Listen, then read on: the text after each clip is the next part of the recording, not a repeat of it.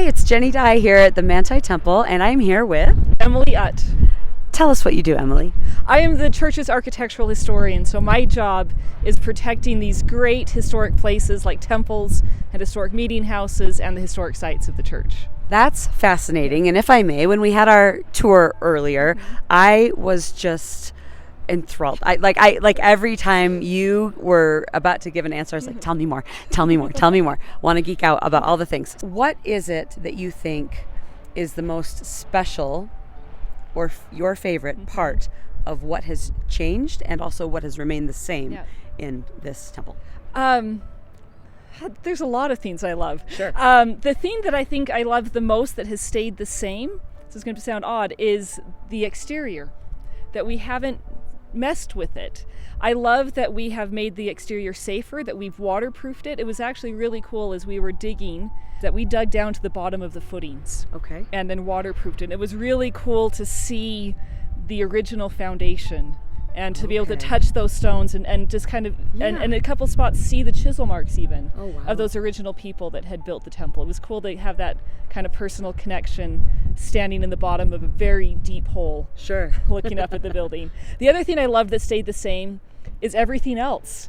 I love that we haven't changed the interior. You walk in and it feels like it did before the renovation, but it also feels like it did in the 1880s, that the murals are here, the spiral staircases are here.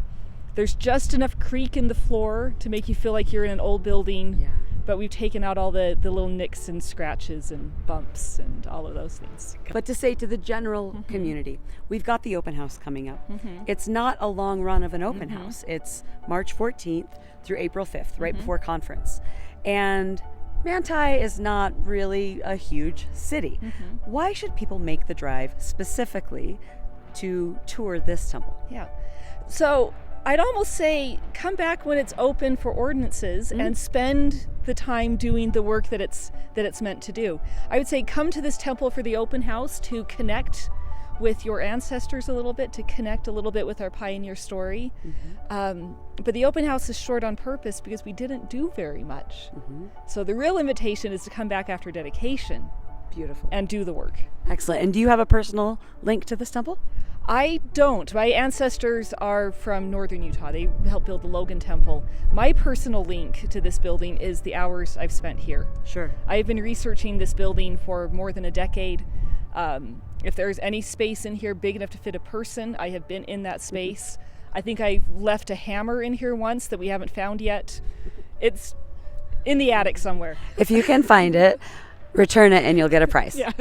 So for me, the personal connection to this temple is the part that I feel like I'm continuing that legacy, that I know so many of the names of those original builders, and the little bit of blood, sweat, and tears that I've given it is maybe the next chapter in its story as well. Sure.